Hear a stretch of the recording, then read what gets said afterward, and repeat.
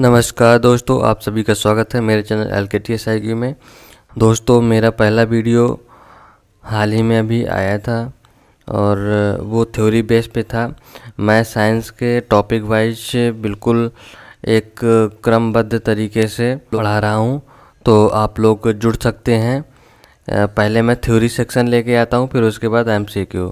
तो ये मेरा पार्ट 2 है। इसमें MCQ मैं लेके आया हूँ और RRB के सभी एग्ज़ामों के लिए और स्टेट गवर्नमेंट में भी जहाँ पे भी वनडे एग्ज़ाम की साइंस का यूज होता है, तो आप ये वीडियो बहुत आपके लिए यूजफुल रहेगा।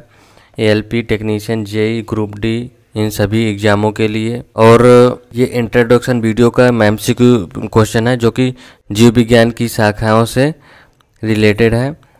और अगर आप इसकी PDF चाहिए तो इस नंबर पे संपर्क करके प्राप्त कर सकते हैं। तो चलते हैं अपने पहले क्वेश्चन पे। पहला क्वेश्चन है, वैज्ञानिक वर्गीकरण में वर्गीकरण की मूल इकाई क्या होती है? तो आंसर है जाति। और वर्गीकरण को 2 भागों में किसने बांटा था? वंश और जाति में किसने बांटा था? कैरोलस लिनियस ने। कैरोलस लिनियस को फादर ऑफ वर्गीकरण भी कहा जाता है। क्या कहा जाता है? फादर ऑफ वर्गीकरण भी कहा जाता है कैरोलस लिनियस को। और इन्होंने अगर एक क्वेश्चन और भी बनता है, वो यह कहा जाएगा कि वर्गीकरण में सबसे छोटी इकाई कौन सी है? कैरोलस लिनियस के अनुसार जाति। आंसर रहेगा जाति। निम्नलिखित को उचित अनुक्रम में व्यवस्थित करें। उत्परिवर्तन, चरण बेलनांग, प्राकृतिक चयन, विकास। ये 4 हैं और ये क्रम से ही हैं। जीवन की उत्पत्ति के बारे में ओपेरिन का सिद्धांत किससे संबंधित है? रासायनिक विज्ञान से। जंतु विज्ञान की किस शाखा का मानव जाति के समाजशास्त्र के अध्ययन के बारे में गहरा संबंध को दर्शाता है? तो आंसर रहेगा एंथ्रोपोलॉजी।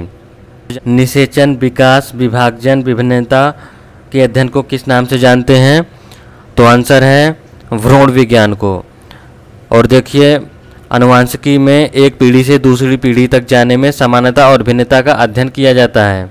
पौधों में बीमारियों का अध्ययन और वह तरीका जिससे पौधों में विरोध और संक्रमण से सामना करते हैं क्या कहलाता है? फाइटोपैथोलॉजी। और जंतुओं की बात करें तो ओनली पैथोलॉजी। जीवित जीवों, यहाँ पे जीवों हैं। जीवित जीवों पर मृदा के प्रभाव का अध्ययन मृदा विज्ञान की किस शाखा के अंतर्गत आता है? तो आंसर है एडाफोलॉजी। चिकित्सा विज्ञान की वह शाखा जो यकृत के उपचार अध्ययन से संबंधित है? तो आंसर है हेप्टोलॉजी। जीवों की वर्गीकरण से संबंधित जीव विज्ञान की शाखा को क्या कहलाता है?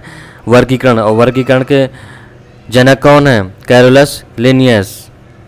सौरोलॉजी का अध्ययन क्या कहलाता है? छिपकली। छिपकलियों के अध्ययन को सौरोलॉजी कहते हैं। और सांप को सर्पेटोलॉजी। मकड़ियों का अध्ययन क्या कहलाता है? एरेक्नोलॉजी। क्या कहते हैं? एरेक्नोलॉजी। एंथ्रोपोलॉजी को मैं बता ही चुका हूँ, इसे नृ विज्ञान भी बोलते हैं। क्या बोलते हैं? नृ विज्ञान। मनुष्य से संबंधित है और इसमें मनुष्य के समाजशास्त्र का अध्ययन किया जाता है। पक्षियों के अध्ययन को क्या कहा जाता है? तो आंसर है ऑर्निथोलॉजी।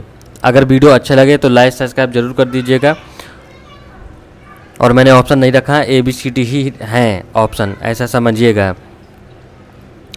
एंटमोलॉजी को कीट पतंगों से संबंधित है। ऑर्निथोलॉजी पक्षी विज्ञान के अंतर्गत आता है। और बर्डोलॉजी पक्षियों के जीवन प्रकृति के बारे में। हेमेटोलॉजी का अध्ययन किससे संबंधित है? हीमेटो में हीमोग्लोबिन छुपा है और हीमोग्लोबिन संबंधित होता है यकृत से। हड्डियों के अध्ययन को क्या कहते हैं? ऑस्टियोलॉजी। क्या कहते हैं? ऑस्टियोलॉजी। मोर्फोलॉजी क्या है? आंसर है जीव की आकृति, उसकी संरचना, विशिष्ट संरचनात्मक गुणों का अध्ययन। यही आंसर है। और मानव विकास के अध्ययन को कहते हैं पेलियो एंथ्रोपोलॉजी। Paleo anthropology.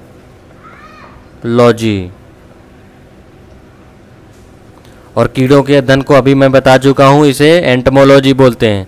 और जीव और पर्यावरण के बीच पारस्परिक निर्भरता को क्या कहते हैं? Ecology system. प्राचीन काल के जानवरों, पौधों, अन्य जीवों को संरक्षित अवशेषों और चिन्हों के अध्ययन का विज्ञान को क्या कहते हैं? सर है जीवाश्म विज्ञान, जिसे पेलिएंटोलॉजी भी कहते हैं। एंटोलॉजी किसके अध्ययन से संबंधित है? तो आंसर है जीवाश्म से। हड्डियों के अध्ययन को ऑस्टियोलॉजी कहते हैं। विज्ञान में किसका अध्ययन किया जाता है? पौधों का। लॉजी किसका अध्ययन है? सपनों का। और नींद के अध्ययन को क्या कहते हैं? हिप्नोलॉजी। क्या बोलते हैं? हिप्नोलॉजी। जी किसका अध्ययन है? जहर का। चट्टानों के अध्ययन को क्या बोलते हैं? पेट्रोलॉजी। के ये रहे हमारे 20+ क्वेश्चन। और अगर वीडियो अच्छा लगा हो तो लाइक सब्सक्राइब जरूर कर दीजिएगा।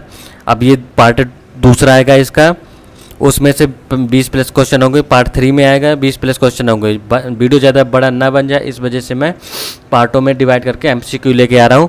अब जब ये चैप्टर ख़त्म हो जाएगा तो उसके बाद जो चैप्टर आएगा वो होगा कोशिका का, और कोशिका का थ्योरी सेक्शन होगा। फिर उसके बाद में MCQ बेस आएगा। अगर आप साइंस अच्छे से पढ़ना चाहते हैं तो क्रम तरीके से यूट्यूब में आप मेरे वीडियो को फॉलो करते जाइए और पढ़ते जाइए, आराम से आपका RRB में सिलेक्शन पक्का।